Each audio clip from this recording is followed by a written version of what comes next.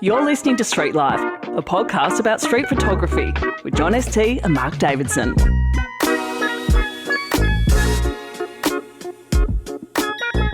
You're listening to Street Life. I'm Mark Davidson, a street photographer from Melbourne, Australia. And with me, as always, a man who is neither giant or an Evertonian, Mr. John St. How you doing?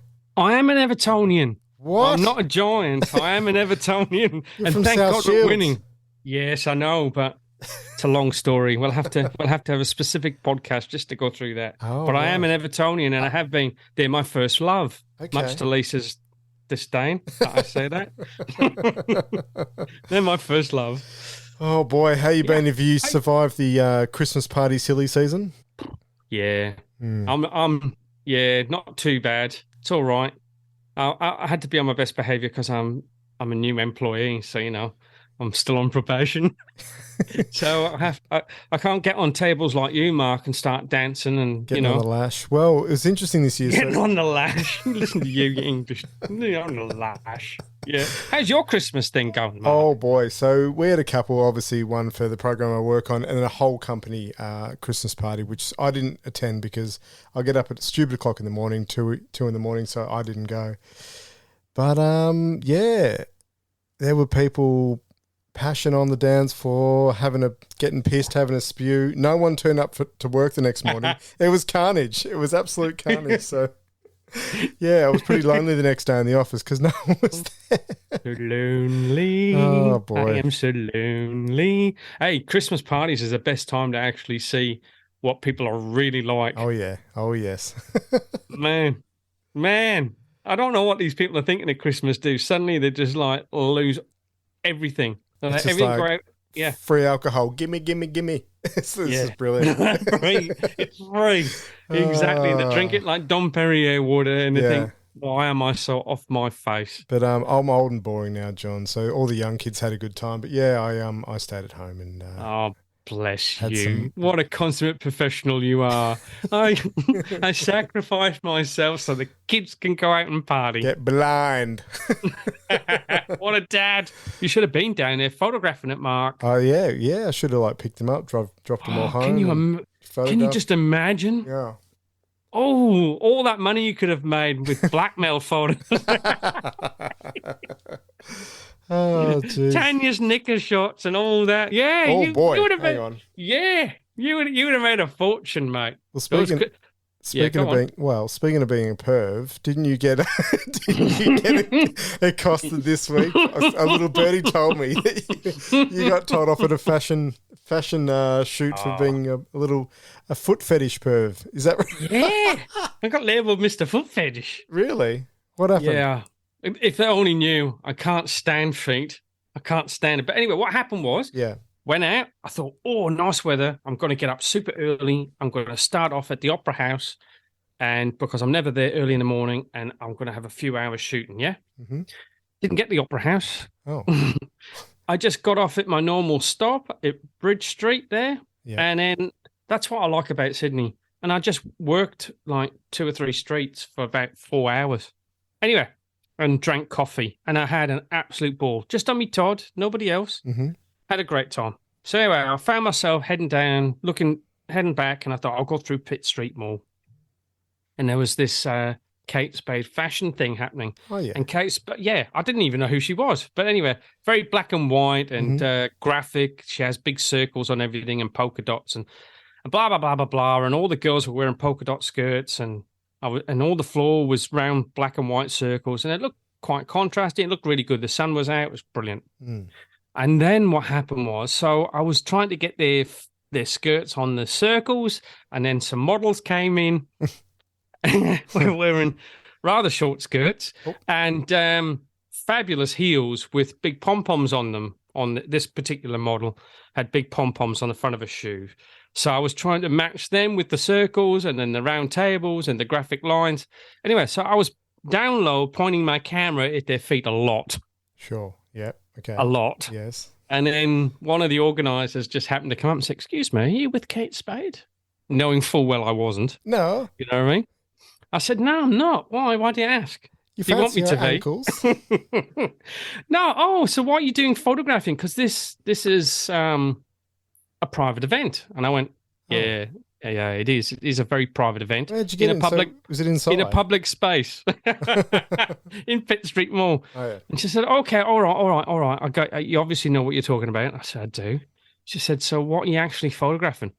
I said, "Those shoes over there." She went, "Oh, right, okay. Well, that leads perfectly into we've just had a few people approach us, thinking that you're some kind of foot pervert and you might have an." You're kidding me. Nah. And they worry that you might be selling them on the black market. No. Or on only, yeah. Or She didn't selling say them that, on, did she? yeah. Really? Or on OnlyFans pages, because there's a lot of those pages where people pay to see people's feet. Oh, my Lord. Really? And I said, look, honestly, this is going to sound really weird, but yeah, I am photographing feet, but it's those pom-poms and those heels on those circles. And I'm a street photographer, and this is what I do. And I showed her the photos. And then she just glazed over and she went, "Oh, that's okay then. Thanks for being very open and honest with me." I said, "I'm not going to stop what I'm doing." Wow. And she went, "That's okay. I'd rather you would, but yeah." And that was it. I got instantly people just look. It's that stuff happens all the time. I said, "Look, I'm not taking any upskirt shots or anything. I am low, but here's all the photos. You can go through all of them. There's nothing. I'm not trying to embarrass anybody." Boy, oh boy. And you know what? That's a really good way. That's the perfect way how security or an event organizer approaches things. They don't come. Yeah, charging in like a bull. Tell you to stop. Yeah. No, absolutely. Yeah, but I laughed it off, and I didn't leave straight away. I just got amongst it even more. I was on the outside, and then I started going on the inside and doing it. Well, the shots that was about it. Were they good shots at the end? Or? I think so. It was very, very busy because they were giving out free smoothies and stuff. Oh. And free pressed juices. Everyone was queuing up, and it was very, very busy. So you literally just had to keep taking shot after shot because people were moving and coming into frame and spawning all the time. So that's why it looked a bit odd, because I literally just kept photographing feet. And if I was an outsider, I didn't know what I was doing, I would probably ask the same question. There's one of those dirty German perv people. I hate feet. I hate them. Oh, yeah, pretty ugly, aren't they? Yeah. Oh, awful. Yeah, awful. So anyway, yeah, that was it. That was wow. And I had a great day and 5 hours of shooting. Magnificent. And I think you said to me this week or last week that you've got something like now just terabytes and terabytes of stuff. You're not even looking at your stuff. You're just chucking it on the hard drive and it just keeps backing up. It's interesting because I don't know if you listen to this other podcast called The Messy Truth by Jem Fletcher. She always, well, it's a really good podcast. People should check it out. She always asks the same question at the end of the podcast. Not like us, the cliche bullshit. She's stealing our material. Yeah. She says, what do you enjoy more, the process or the end result? And I'm like, that's John. You enjoy the process, not so much the end result. Is that right? Or it is. Yeah. It is. I literally went through, a few people said after I put up, then they go, "Did you get any good shots?" And I went, "Yeah, I got some great shots that day." I don't think whether I do anything with them is another matter. I just put them, I'm already on my drive and I've already moved on. I just like going out. Being out there and it's your happy place, yeah? So the photos are sort of a byproduct almost. It is. Wow. And it's not just taking the photos, it's the interactions with, even though that initially that started off as a negative, potentially negative thing. I like having those conversations with people on the street and changing maybe, even if it's only changing the doubt slightly to know that not everybody is doing something, that's wrong. We're not. And then when I showed her, she was like, "Oh, that's very contrasting." I'm like, that's exactly it. That's why I'm taking the photos. And then, you start going into it and then they just glaze over again. Yeah. You lose them. You just go into technical jargon. Not even that technical for us, like for photographers. You go, it's on F11 and, the sun's there and blah, blah, blah, blah, blah, blah, blah, blah, and low ISO and high shutter speed. And I'm trying to get, and then people just go, glaze. Well, absolutely. And look, what about you, Mark? Do you like the process or? Yeah, definitely. Like you just sort of get lost in it, don't you? You just, as you said, because you went out with the intention of walking to the Opera House, I think you said, or Circular Quay. Did. You never Opera made House. it, I think. Never. And you just step out of your house with a camera and just go where the day takes you. And I think that's what's exciting about street photography, really. And yeah, I'm the same. You know, obviously you'd like a good image at the end of it eventually, because if you just kept doing it forever, you just get rubbish for the rest of your life. It would be a bit of a waste of time. But, you know, you're right. You just sort of lose yourself, and it's your meditative space, and you're walking around town and having a great time and interacting with people and clicking the shutter, and everything else just sort of fades away. And it's really nice, isn't it? So I think I agree with you. Yeah, the process is probably the best part of what we do. And even today, you know, it's a weird old day in Melbourne. This will probably date the podcast, but today it was 33 degrees in Melbourne. It started off really foggy and no airplanes could take off, and it was muggy. But then when I left work, I shot a roll or two of film, and it was just a lovely day, you know, and that just made the day. And you go home, you go, there you go. Yeah. It's awesome, isn't it? It is. And when you're walking along, you're just in a good spot. You're in a happy place. Time just flies. Yep. It just flies. That 5 hours felt like 5 minutes. Half an hour. And I looked at my watch and I went, Jesus, 12 o'clock, I better head home. Been out since 7. So it was about 12:30 when I got home, but I've got to start heading back. But I've been out 7, got in for 7:30. Had a ball. And, you know, and that was it. I went out with a plan to go and hit the Opera House early in the morning. Never got there, and I didn't give a shit. I just worked a few streets and just thought, right, how can I make this different? And let's be honest, you do get good shots anyway. So, you know, you are being very humble, but you do get the results at the end of the day. But I'm sure if you went back through your archive, you just have some absolute beauties on there just waiting to come out. So you just need to dive in. I think I said to you, just start small, you know. Go home and just do a couple, and then that might sort of spur you on to, you know, look a little bit deeper into the archive and pull some others out. So you just got to dip your toe in, John. I am. I have started dipping my toe in. So I have started go through, and I went, wow, I didn't realise how much I'd improved once I start looking at my new images of my old ones. Well, I think I have. I guess it's up to the general public whether a lot of the images I'm posting at the minute are really old. They're so old. They're so old. I took them ages ago. I'm literally gone through my phone going, I need to post an image. Keep my engagement up. This'll do. Bang. It's literally my C grade shit that I'm putting up now. But, you know, I just like posting up an image every day, so it just keeps my feed ticking over, you know? Yeah. No. Whereas you've become a little bit more subdued. You like just putting up real... You've sort of gone dormant like a little bear hibernating for, you know, months and months on end. No, you've just got a really long wick mark, and you got to wait for this. You go, this is going to be a big firework, and you're waiting and you're waiting, and you just hear the kids going, when's it going to go off, mummy? When's it going to go off? Just wait, it'll be worth it. And it's not worth it. And people go, fucking, what was the wait for? That was. And then you post up 10 absolute barnstorming images, and you go, and then you go back and you go, what an a-hole! He's literally just put up 10 spanking images. It's great. You know what? You shouldn't just feed the gram. I just do it because it's just habit. Yeah. Post an image every day. Post an image. Yeah. I just chuck it up. Bang. Don't change my hashtags. I mean, just there you go. Done. Then people know you're still alive. Yeah. I think a few people probably did think that I'd sort of shuffled off this mortal coil because I sort of haven't done much on Instagram. But anyway. Because they think that you're a pro now, Mark, and you're probably working on some working on some new mega project that's going to come out.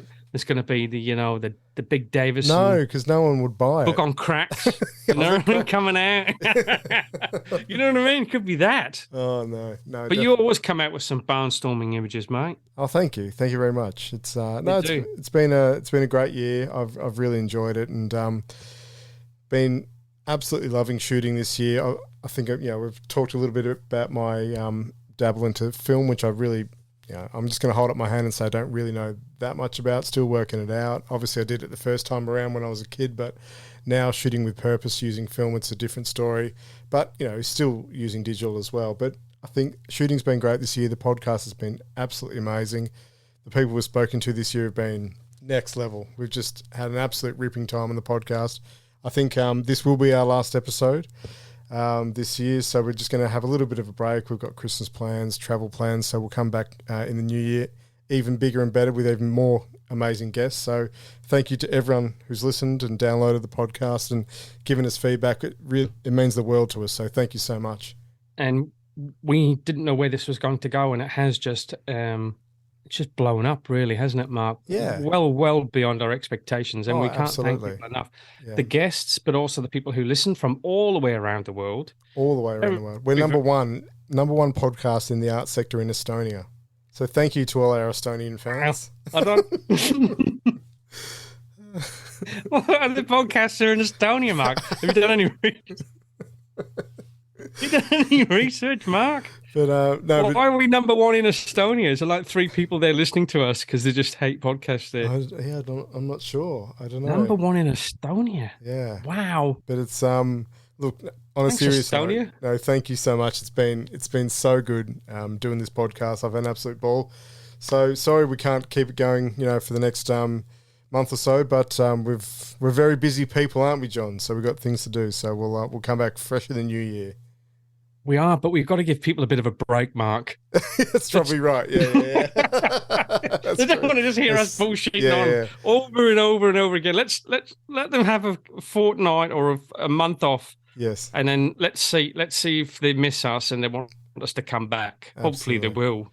Well, we might just disappear into the ether and they'll go, who? Street Life. Oh, speaking of Street Life, thank you to Samuel for giving us a big shout out in his latest video. Thanks, Sam. It was a pleasure having you on.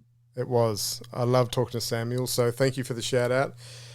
And John, this intro's gone on way too long. Our poor guest. He's gone into a coma. I know, he's been sitting there waiting, pulling his hair out. So apologies. Yeah. Today we are flying over to the UK. Go ahead and do the honours. Today we've got Matt Hall. He's a photographer originally from Cambridge in the UK who currently resides in Margate. Matt is known for his minimalistic style of street photography and uses abstraction and single human figures to find magic in the mundane. Matt's work has been exhibited around the UK and he's also been published in various photography magazines. It gives us great pleasure to welcome Matt to the Street Life podcast. Thanks for joining us, Matt. That's all right. No, thanks for having me on, guys. Matt, it's a pleasure to meet you. Thank you so much for having a chat. We really appreciate it. As John mentioned in the intro, you've lived in Cambridge and then moved to Margate, and you've amassed an amazing body of work in both of those places. So how did moving to the seaside change your photography, if it did at all? I don't suppose it did, really. I think I was, before I left Cambridge, I'd kind of condensed what I was aiming to do. I was sort of pushing more from street scenes to more textural work. And moving to a place like Margate, which is really run down and, or should I say, up and coming. There's a lot of really decrepit buildings and like scratches and just messed up areas. So it was the kind of place I used to hang out in Cambridge anyway. So it was just like a new playground, I guess. Fantastic. And why the camera for you? What made you want to pick up the camera in the first place to create your art?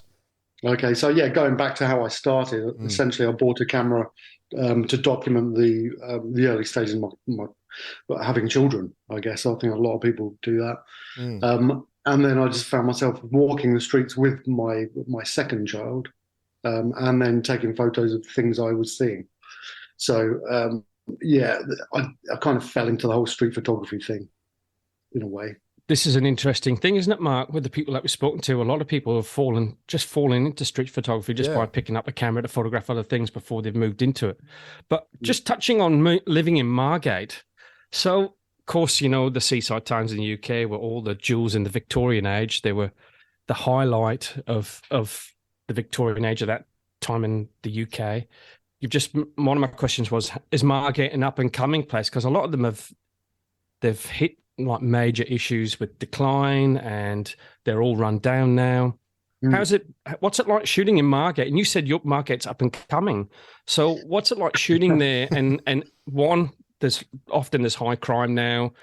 I'm assuming coming from the northeast myself, from a seaside town. and often high crime because lower socioeconomic issues, because of unemployment, all of those things. What's it like shooting in a place like that? Because we've had, what's his name from down Brighton? Forgot his name, Mark. Chris Harrison. Chris Harrison, thank you very much. It's early in the morning, Mark, and I've only had one coffee. So what's it like shooting in those places, Matt? And what are the challenges that you faced? Well, I think it's when I first arrived in Margate. Well, to start with, just a bit of a background to the town. It's very, very small, like it's tiny, and it's one of the seaside towns that in Victorian times it was unbelievably sort of, it was busy. I think it was like the first ever seaside resort in the UK kind of thing, because it's close to London. A lot of people used to travel down and sort of spend their summer days. And then up until sort of the 80s, I suppose, when sort of package deals kicked in and you could fly over to Spain for sort of hardly any money. The whole the tourist business side of it kind of fell away, and all the Airbnb, not the Airbnbs, all the bed and breakfasts and the guest houses weren't loved anymore. And it sort of fell on hard times, and it's still kind of picking up from that now. But yeah, so when I moved here, it's still, like I said, it is up and coming. That's what they're saying. It's very slow to get back to some. Probably will never get back to how it was. But yeah, it's so for me shooting here, it's almost getting people to know what I'm doing, because it's a small town. People see this stranger walking around with a camera, and a lot of them are up to no good. Sort of hanging out in phone boxes and sort of dealing down alleyways and stuff. And they're the sort of places I like hanging out as well. I've got a camera, so they're instantly threatened. To start with, there's a few confrontations, but you just have to stand your ground really, and just keep going out there and until they recognise you as completely harmless and not a threat, and you're not going to go and take a photo of them and then go to the police station with a photo, that kind of thing. So I've got no interest in those sort of people anyway. Yeah, well, this is interesting because I did look it up before our chat, Matt, and so Margate population of around 65,000. So it's small, but it's not tiny by any stretch. And so you are known around the town as the local street photographer. And so has your interactions been more positive than negative after 3 years shooting there, or? Well, you kind of get on.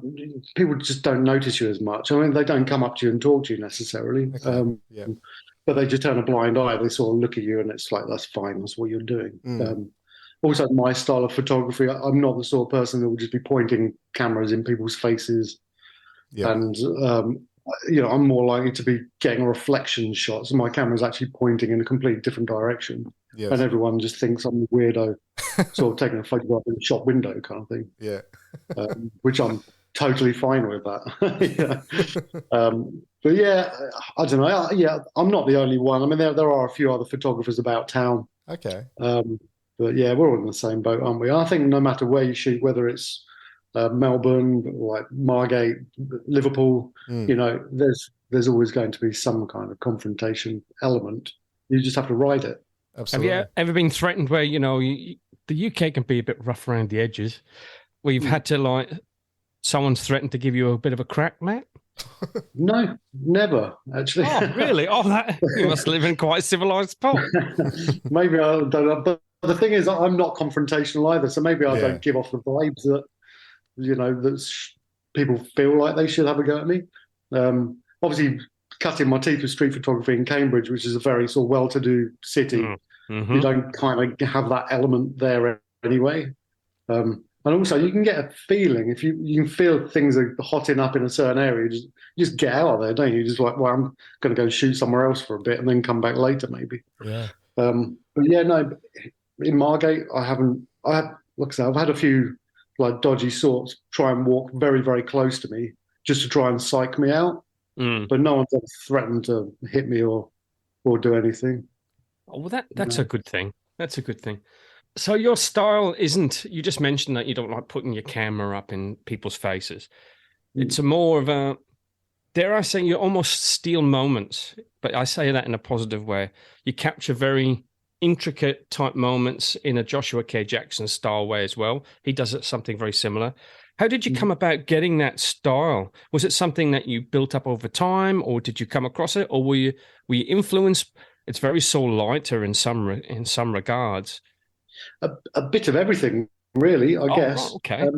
So yeah, in shooting Cambridge for as long as I did, we're looking at like what 6, 7 years, something like that. No, sort of 5 or 6 years. It's you're shooting the same streets over and over again. And so when I started, it very much was I was taking in the entire street and a scene with multiple people. And gradually then it was a case of, right, let's just try and like focus on certain elements of the street and then reduce the amount of people. So you've got a solitary person. And then it was condensing it even more. It's like, okay, so instead of a street, I'll just go for a window and then keep a person, but then add a bit of the texture. And, it's trying to, just you're always in the same location, but you can't just keep taking photos of the same street, can you? You have to kind of change your focus to a degree. And that's kind of what I did. And without doubt, there has to be some kind of influence going on. The more you start looking into what you're doing as a street photographer, you start seeing all the amazing photographers that have already been out and done their stuff. And I don't deny it. I'm sure we all are influenced quite heavily with some of the greats of street photography. Yeah, absolutely. And Soul Lighter aside, who else did you sort of look up to when you were getting into street photography? When I started, Elliot Erwitt sort of blew me away. A lot of his black and white stuff. When I started, I was shooting black and white only. That was it. It was only when I started looking into like Fred Herzog and Saul Leiter, I started sort of playing around with the color and realized that actually color is a lot more fun than black and white. I still like looking at some of the old black and white photos, but it's not for me now. And why is that? So you've made a total switch to color, and so talk us through that. Why does color appeal to you more than black and white? Because that's how we see the world anyway. We're sort of walking around. It's the colors, and I'm walking when I'm out on the street. I'm looking for something to take a photograph of. It's normally the colors that like hit me. Where's the light? I guess first, but normally the light hitting like a color or a contrast of colors. So that's kind of how I see it. I mean, obviously there's some people out there that do black and white amazingly well, and fair play. And I love seeing their stuff, but I can't see myself going back full time. Even the photos you've probably seen of mine that look black and white or monochrome, they're not. They're still color. Yeah. What, you just deliberately tone down all the colors in it just to make it look. Yeah, or that's kind of artistic how style. That's how dull my environment is. my photos aren't black and white. It's just dull where I live. It's kind of right. But the thing is, it's all about the atmosphere, isn't it? So it is. Yeah. It's early morning and it's misty and it's grey. It's England after all. We're not dealing with blazing sunlight. You guys are. Yeah, no, only the English would send their convicts to paradise and keep a little bloody storm-swept island with no sunshine to themselves and go, oh no, just send everybody off overseas, you know what I mean? We'll keep this little bit of paradise for ourselves. I wonder if you've got a better deal. I think I'd really struggle, because I spent a bit, you probably know, I spent a bit of time in Australia recently for the first time in a couple of years. And it's just coming out of winter into your spring, and it was blazing sunshine most of the time. There's sort of no atmosphere. There was no fog. There was no condensation on the windows. All the stuff that we get to play with in the UK. You're kind of dealing with like just harsh light. The majority and like hot temperatures. I'd struggle, I think, full time as a street photographer in Australia. Well, Matt, looking at your work, I don't think you'd struggle at all. I mean, it's such a credit to you that you've photographed. We've been talking about Margate, how it's not huge. You wouldn't know it. Like honestly, if you came in with no prior knowledge, it would seem like you're photographing almost London, really. I mean, beaches aside, but it's you've done such an amazing job of photographing the variety you have in such a small place. So you could work Australia out for sure. No, thank you. Cheers. I mean, for a short period, yeah. but I think I would probably, it would just drive me mad. I think just what a lot of us, myself included, sort of look forward to the end of summer here. Yeah. To go into the autumn. So you get the autumn colours and you get just the atmosphere where you get the fog and then into the winter where you maybe get snow, very rarely these days. But yeah, you get the cold and the condensation on the windows. Yeah. You know, we've got seasons, you know. So right. And speaking we have about... seasons. We have seasons here too, Matt. We do. We do. Really? Yeah. More so where I live. Not so much in Sydney, but yeah, in Melbourne we have a winter, don't we, John? So it's yeah. But where did you go? Where did you go, Matt? In Australia, where were you? Well, my family, they're all Western Australia, so maybe that's... Yeah, we'll say no more. Yeah, that's tough. It's always hot over there. Yeah. It was like 35 degrees on like the third day of spring. It's like, what? Are you serious? Yeah, that's crazy. That is crazy. Well, one of the photos that's of yours that sticks out in my mind is one you've taken on the beach where there's a boat and it's foggy and it's the boat sort of leaning on its side. That's I guess that's sort of evocative of what you're saying. That mist and that fog and those kind of shots that you're probably not going to get in Australia. So tell us about that shot. Well, that one was I went into the town on that day hoping to get some decent photos, and it was a bit of a bust really because Margate in the week is completely dead. There's no one about. Some of the shops are even closed. Restaurants don't generally open until a Thursday, sort of out of season. And I was just sort of getting ready to walk home, and then I walked past the harbour and just saw this fairly sizable boat sort of moored up in there, and a couple of guys working on it, and just thought I might as well just go down there and just get a few shots. And I spent about an hour there just walking around. In the end, it turned from being a candid shoot to me actually talking to some of the guys, and I've got some close-ups of them working. And oh, nice. I've only shared a few on social media, but it was really nice. Yeah. And the weather kind of made it really. It's a fantastic shot, and sort of leads me into my next question. So, what would you say that the image that you're most proud of that you've taken over the time?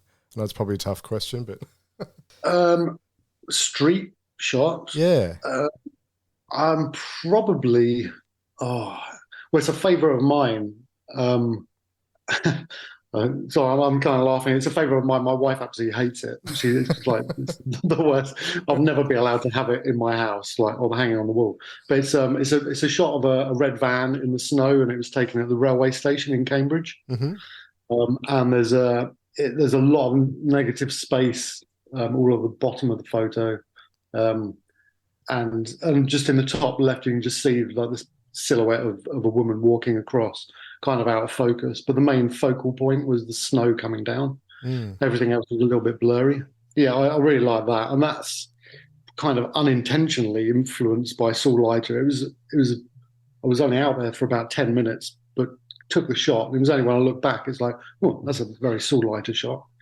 But when you're doing it, you can't flick through your book of photographers and say, right, I'm going to do this today. Yes, it kind of just happened, and I was really, really happy with it.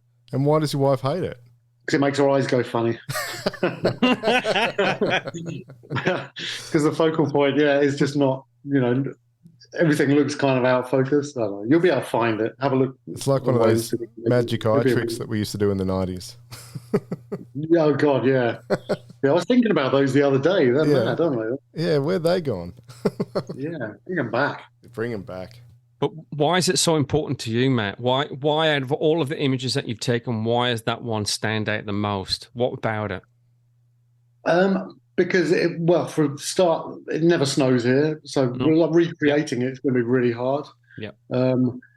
That whole area has been redeveloped, so that again, it's just not going to happen. And also because it was an instinctive shot. I could have gone for a straight shot. I could have made it a bit more simple shot of the entire scene. But, it was a conscious decision to shoot it in portrait and obscure out the actual railway station and just only have the subject and the van. Just keep it a really, really simple frame. Like I said, it was an instinctive thing I did. So. Yeah, that's probably, and I still love looking at it. It's one of those ones. It's whenever winter comes around, I was like, right, I'm going to stick that on the feed. Yeah. You know? And yeah, I'll just never get bored of it. Where some of my work, I look back and I think, no, I could have done better with that. That could be improved. This could be improved. I don't get that with that particular frame. Well, I'm trying to find it on your Instagram. Forgive me, but there's one shot of yours I absolutely love. It looks like you've jumped in a time machine, gone back 50 years. It's a bloke sitting in a car. You've obviously got down pretty low, and there's like an amusement park behind him. Do you remember that one? Oh, I'm trying to find it. There's a man sitting in a cave, did you say? In a car. There's a man sitting in a car. Yeah. Oh, yeah. Okay, that was from last April. Not the April this year. It was April last year. Yeah. And that was Margate was taken over by Sam Mendes. Oh, really? He filmed a motion film here called Empire of Light. Yes. Yep. So the whole town pretty much was just like, you've got like runners that are going everywhere, and you've got like the directors and loads of actors everywhere, and there's extras all over the place. So yeah, that was me walking next to the film set, just grabbing a few candid shots. Yeah, right. Yeah. Well, that's amazing that you've actually told that story, because people think, Jesus Christ, Margate, I know they're in hard times, but I didn't think it was that far back. It's a movie. Yeah, no, it's not. It's not that. If you all around, like so, last April, I was going down there nearly every day, just taking photos. And the movie's set in the 80s. Yeah, and so it was sort of late 70s, early 80s, I think. And it was brilliant. Everyone's wearing period clothes. Yeah, right. Period. Is it period if it's in the 80s? Yeah. It is on this podcast, Matt. We know what you're talking about. It's all good. Good. But the thing is, because of all the bloody hipsters walking around Margate, you couldn't tell whether they were actors or just normal people walking past. Bloody hipsters. They're everywhere. They are. You can't see a feet for hipsters around it. Well, speaking they're of the hipsters, people that are going to... Yeah, those are people who are going to rejuvenate Margate, is the hipsters. That's what they'll do. They'll bring it back to its former glory, maybe. And they are hipsters of the future. The other thing hipsters are doing at the moment is pushing up the price of film. Is that something that you've ever flirted with, shooting on film? I know you may have done early on in your photography career, but is that something you have any passion to do? Yeah, a bit of both. Early on, sort of many years ago, and then sort of stopped taking photos, and then got back into it. Obviously, when my children were born, but that was purely digital. But that was my kind of lockdown thing. Mm-hmm. So while everyone was like baking banana bread and doing all that sort of nonsense, I just thought I'd start shooting a bit of film around the place, just do a little bit of home developing. So I did that, and that's probably lasted as long as everyone baking banana bread. I've stopped doing it. I've gone back to digital. But, it was fun while I did it, and I probably will go back to it. I enjoyed it. When you've got a bit more money. I've got an expensive camera that I should justify by taking more photos of, I suppose. Matt, no, we don't like to go on too much. This isn't the type of podcast that talks about focal lengths and, apertures and gear. We're not that sort of. But, here we go. Yeah, but I want to ask, because the way you shoot and the layers that you create and sometimes it's quite it looks like it's quite close up. How do you shoot? Because you shoot through glass and you shoot through other things. Do you autofocus or do you manual focus? Because that can be quite difficult to do at times, to focus on. So go through your process in that regard. What do you use, and what's your focal length? Do you use a zoom to zoom in on things, or are you on a fixed? Well, no, I shoot primes. That's interesting. I've sort of gone through all sorts of different focal lengths in my time, but now I've kind of settled, and probably have done for the last 3 years. Say on I shoot Fuji as well, so I've got the 35 1.4 and the 56 1.2, and they're basically the only lenses I use now. Right. Okay. For street and so yes, I use autofocus most of the time. If it's a tricky window shot, I might use manual focus. Right. But there's tips and tricks. Sometimes I autofocus on something a similar distance away and then just bring the camera back over. There's loads of tips and tricks you can sort of. shortcuts to get the shot you need. Yeah, because I'm trying all this stuff myself, and sometimes I find when I'm shooting through glass or using reflections, it's not actually the autofocus isn't picking up where I want it to be. So I've been going into manual focus just for those sorts of things. So I wondered like what your process was to get that, because you're very, very good at it, Matt. Thanks. So yeah, if I'm shooting through glass, but I want for a lot of my textural work, for example, where I want to retain the scratches of the glass. I'll be pre-focusing on, instead of the scratches, they're quite hard to get hold of. So try and pre-focus on like the edge of the window frame. Yeah. Sort of right where the window frame meets the glass, because that's going to be the same kind of distance. And then bring the camera across, making sure it's exactly the same distance away that I've set it. And do you shoot wide open, Matt, or do you use large apertures? Small apertures. Sorry. Yeah, both. Okay. Yeah. So for any of the work where I'm trying to like have the texture on the glass, and then I want to have a subject beyond the glass also kind of there or thereabouts, well defined, you're going to have to use a high f-stop, aren't you? Because you want to try and have as much in focus as possible. But then for some of the more detailed shots, so if I want to, if I see a gesture or something, or like a hand sticking out, I'll be going a much lower f-stop just to get the better focus on that. And just one other question, because I'm interested in this. Sorry, Mark, because I've asked two in a row, and this is 3 strikes, John. So when people are doing multi-layered shots, right, where there's multiple elements happening in the frame, there might be a seagull, and then there's someone's hair blowing here, and then a seagull stealing someone's chip, and then someone's had a trip over here in the left hand. Now everyone sees the finished frame, yeah, and they go, "Wow, look at Matt's eye.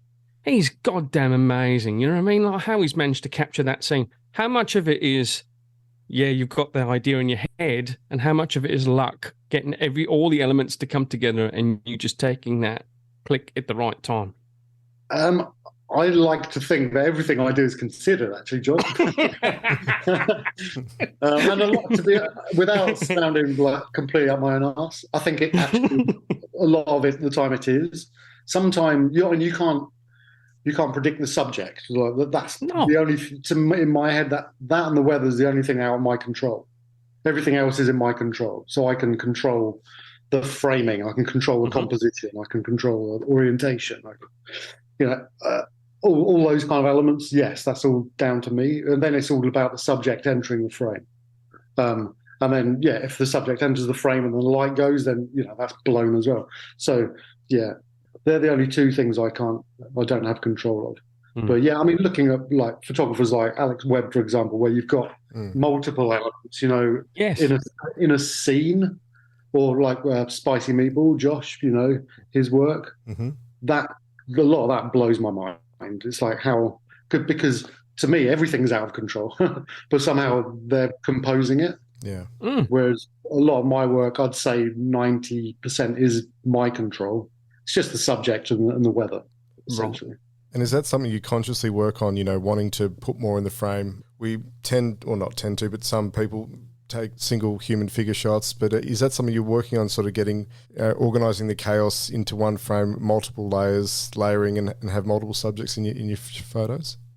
Sure. Yeah, 100%. Yeah. I mean, to me, it's you're walking down the street and taking a silhouette shot, that's, you could, if the weather's on your side, you can find a good spot and you can camp out and you can wait for someone to enter the scene. And, to me, that's like that's been done, and I can do that. But so to challenge myself, it's like, okay, so I've got that. What's behind me? Is there a window behind me? Can I get a reflection of that silhouette?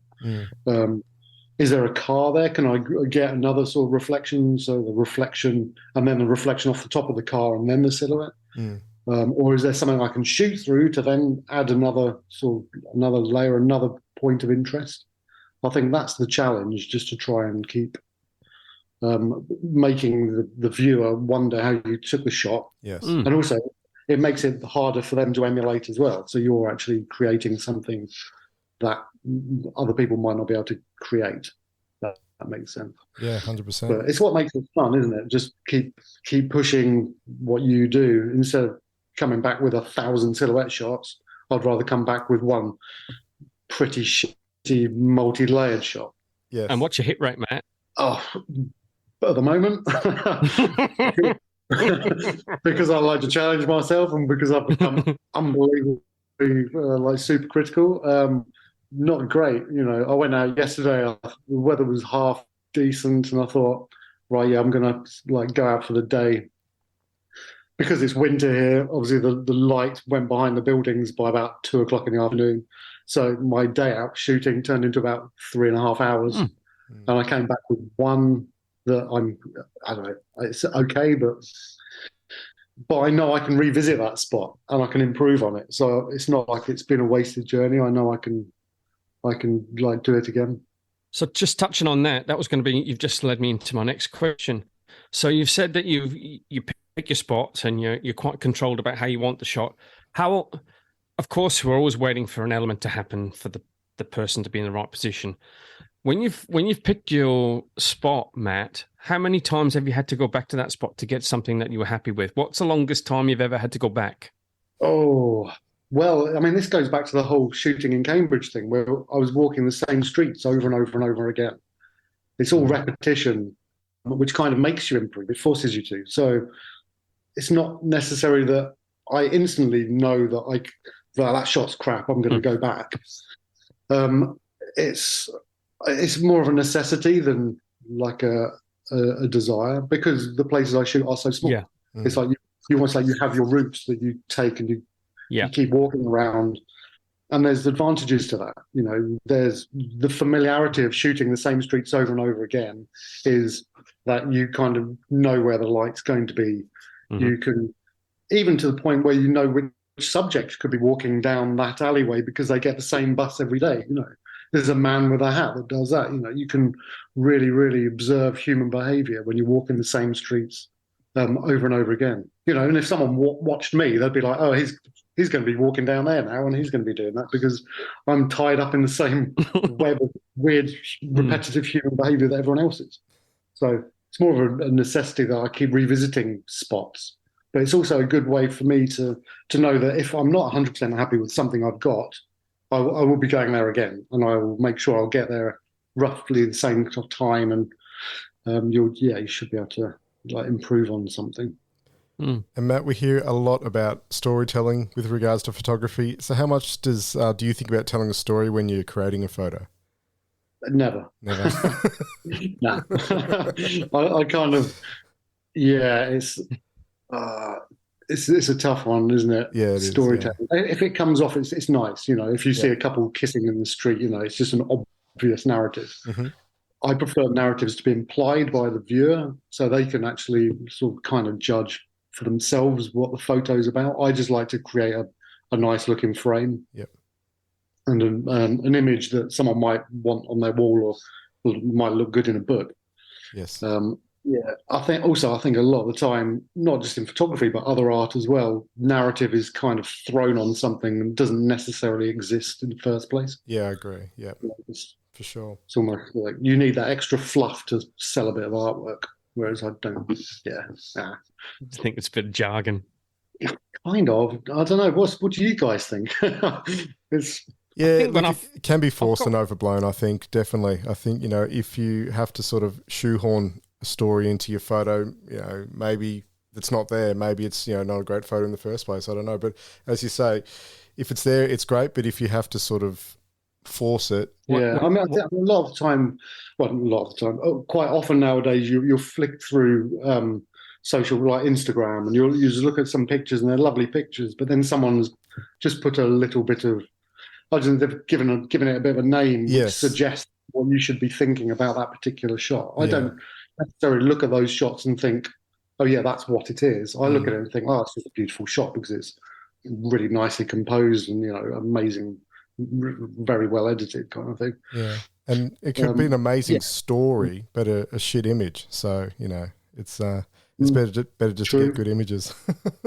When I first started, people were saying when you go out, because I fell into street photography as well, you're learning and you're trying to read up on it and blah, blah, blah, blah, blah. And so you've got to find a story. And I'd be like, how the hell can I find a story? What the hell's a story? Do you know what I mean? How can you find a story? Yeah. When you first start and it starts to make a little bit more sense, sometimes I still struggle with it. But I'm like you, Matt, I just want to take a nice photo. Yeah. If a story happens in front of me or something interesting, then I'll capture that too. But I just like to create scenes and photograph what I see. It doesn't have to be some kind of magical. And then you know what? You post an image and it's amazing when you post it, someone will come up with a complete story that meant nothing about the image. Oh, I can see the element here, John, and I can see this. The seagull came along and stole that chip, and you go, yeah, it was just a photograph of a bird. Yeah, you know what I mean? Yeah, completely.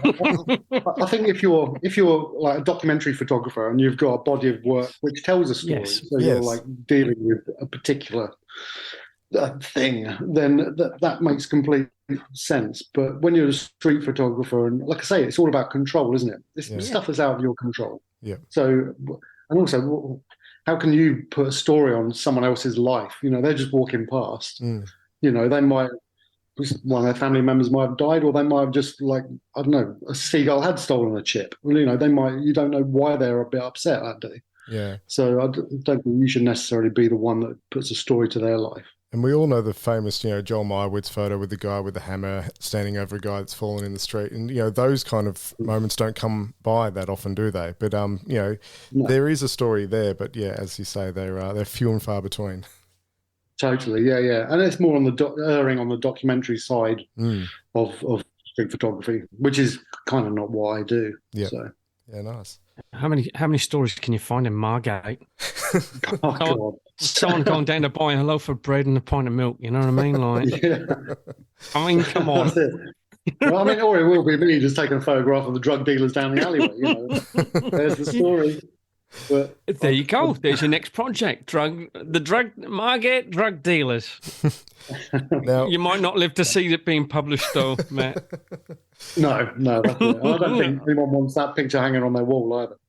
Now, speaking of creating beautiful images as you do to end up in a book, is that something you think about? You've had 2 bump books published. Do you go out with a project or a goal in mind that one day your photo is going to end up in published form? I hadn't until recently. So, probably about 8 months ago, I started a project. Again, it's not necessarily street. It's in my style, and it's more location specific. So I've taken the whole condensing my world down into small areas to one particular place, and I'm just concentrating on just taking lots and lots of pictures from that one particular spot, and just seeing how it goes. Really, I don't want it to be a long-term thing, so maybe like a couple of years. And then just see how it goes. It might not come to anything, but this is the first time I've thought I've got an idea which would be worthy of a book of some sort. Although I've got other images I'm thinking of. I don't think the bodywork's strong enough yet from the stuff I've already taken. But I'll see. Maybe another couple of zines. Yeah. But I have got another books lined up, I think. And you also do workshops. I know you got some coming up with Craig Whitehead, 6 Street Under. I think you said in Margate as well, which would be really interesting. So is photography your full-time vocation at this stage? As far as the workshops go, they've been going really well. I do them in Margate. The ones I'm doing with Craig are going to be back in Cambridge. Oh, right. Okay. Yeah, because we've both, our photography, as always, we both started in Cambridge. He still lives there, obviously, so I see him when I go back. I run workshops there, Margate, London, Canterbury, and so vocation-wise, I do those, and as well as that, I do the odd paid gig here and there with photography. But it's my primary source of income now. Fabulous. Oh, so you've actually a full-time paid photographer and you're making a living out of this, Matt? I wouldn't say I'm making a living out of it. I don't want to say I'm a kept man, but you're semi-retired, Matt. Semi-retired, That's what it feels like. I don't know. But when you've got 2 young kids, I don't think you could ever be semi-retired. No. So what were you doing before? So is sort of photography now a full-time gig for you? Like, are you doing something, or is it just a side hustle? Or you're really Yeah, trying to make a no, living out of it? no, it's I've got my life balance at Oh, last. So fabulous. for 25 years, I was a manager of a landscaping company, Hmm. and I'd be starting work very early, and I'd be getting home very late, and I wasn't seeing my family. And any spare time I had that complete wrestle with my family or going to take photographs, and then whether I was being selfish or whether what the whole balance was messed up. Yeah. And yeah, 3 years ago, we had the opportunity to sort of change all of that and move from Cambridge down here to Margate, where I Right. could sort of jack that job in, look after my kids more. My wife could work more. Yeah. I could, then just concentrate on photography. So that's how the workshop started. Hmm. And yeah, loads of other opportunities have come through that as well. So. Well, Oh, that's fabulous. can I Well pick done. can I pick your brain then, Matt? For selfish reasons, I think most photographers maybe have flirted with the idea of doing it full time. And tell us how life's been, because I know if I did it full time, I'd be living under a bridge with no money. But so how has life been since not working full time in other areas? It's been good. But like I say, it's gone from we were spending money on like childcare and things like that. Yeah. Hmm. The only thing I can do is recommend, like, if you look at your life and you're not happy with how it's panning out or how the balance is, just try and make the change. I mean, I'd made this decision before COVID was even mentioned. You know, we'd bought a house down here. COVID was just like, what? You know, there's a bit of a bump in the road. It's just the best thing we could have done, really. Come down here. So now we don't have to pay for childcare. I'm down here with the kids the whole time. My wife's working like to her capacity, and then I'm still bringing in money through my photography. But as far as making a living out of it, yeah, I wouldn't be able to. You know, we can survive on my earnings Yeah. as it stands. Not yet. Yes. Not yet. The books. Well, I think like, as you were saying about how other photographers, you know, they can't. It is basically just a hobby for them, or it's more than a hobby, but you know, they have to have a full-time job. Yes. You know, it's really, really hard to make money out of. It is. Have you still managed to keep the passion as well? Because, you know, we've spoken before to other people about once people say, find something that you love doing and then turn it into a job, and then it won't be a job. You will just enjoy your life forever. But I've seen a lot of jaded photographers who've taken their passion and made it a career out of it, and they don't like looking at the camera to do their normal stuff because every time they look at it, it just reminds them of work. How have you found that balance, Matt? Are you having to do things that you don't want to do, or are you you're a man of your own destiny, Matt? Is what I'm asking. Well, I'd like to think I'm a man of my own destiny. Any of the jobs I do pick up, I've got to try and make sure that it's on my terms. So I'll always be shooting in my candid style. So if I do a wedding, for example, obviously they're going to be like that anyway. You're just walking around like a street photographer, just taking candid snaps of all the people there. But yeah, I've also done some work. There was a boat being renovated in Ramsgate, which is the neighbouring town to us, and I was just documenting the transformation of this barge. And that was great because you'd go on board and there'd be all these little still lifes, and I was just taking photographs of those. And that actually led to an exhibition down here for them. So, although it wasn't street photography, it was still my style, candid, shot with natural light, that kind of stuff. So, and then I've done some other work down here for property developer. Same sort of thing, is just transforming an old guest house into a hotel. So again, not street, but I've still been allowed my creativity. Through that, I'm not getting bored. I'm not being told what to take photos of necessarily. I'm allowed to take photos of what I want to, and it's for their benefit. So you've still kept your artistic license, Matt, is what you're saying? That's yeah. I think until that day comes where, people are actually telling me what to take photos of and how to take those photographs. I think if that was the case, I'd probably lose my passion for photography pretty bloody quickly. How did you find taking weddings? Is that quite stressful? Because I've been asked to photograph a wedding, and I'm like, No. Yeah, well, I've done 3 of my own, and then I've been the second camera on a handful as well with one of my friends who's another street photographer, documentary photographer down here in Margate. Do you say 2 or 3 of your own weddings? Got my own paid gigs. I've been married 17 times. He just likes getting married. He likes the big day. Yeah, it's a cake, mate. I just love wedding cake. What was the question? Weddings. I think you answered it, Matt. Stressful. No, they can be pretty stressful. They are what they are, aren't they? Weddings. You're essentially you're with the same people throughout an entire day. Like sometimes if you're doing like the preparation shoot as well, from early in the morning until night times, until they're completely rat-assed. But you've got to come up with new stuff all the time, the whole day. So there's obviously a few things you can't miss. You can't miss like the rings, and you can't miss the kiss and the first dance and all that. Once you've got that ticked off, everything else is just fun, isn't it? You can just be playful with compositions and layering. I'll have to remember that. Thanks for the heads up, Matt. That's all right. No, good luck with the. That's where the money is, though, isn't it? The money's in the wedding. Yeah, that's where the money is. Yeah. Well, Matt, we're coming up to our time. Thanks ever so much for talking to us. We always ask one very cliched question. I'll get Mark to ask it today. Sure. Go for it, Mark. Matt, thank you so much for your time. We've had an absolute ball chatting to you on the podcast. We always finish with this question. So if you could jump on a plane tomorrow, go and shoot anywhere in the world, where would you go and why?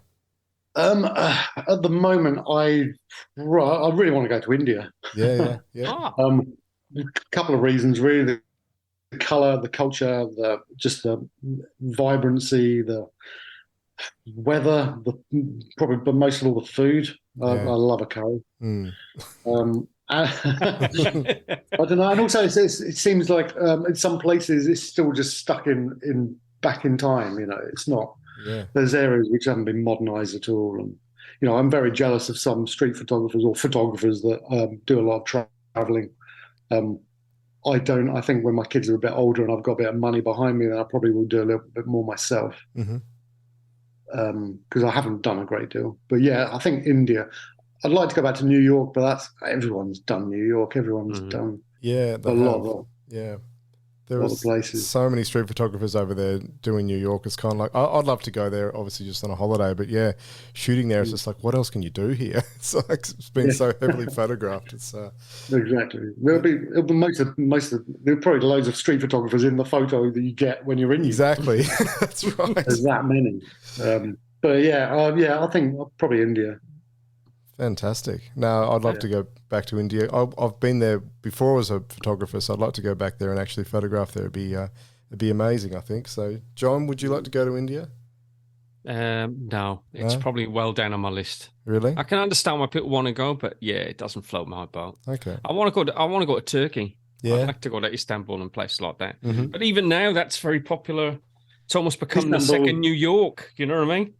Yeah, Istanbul's amazing. That was a blast. Went there last year. And, did you?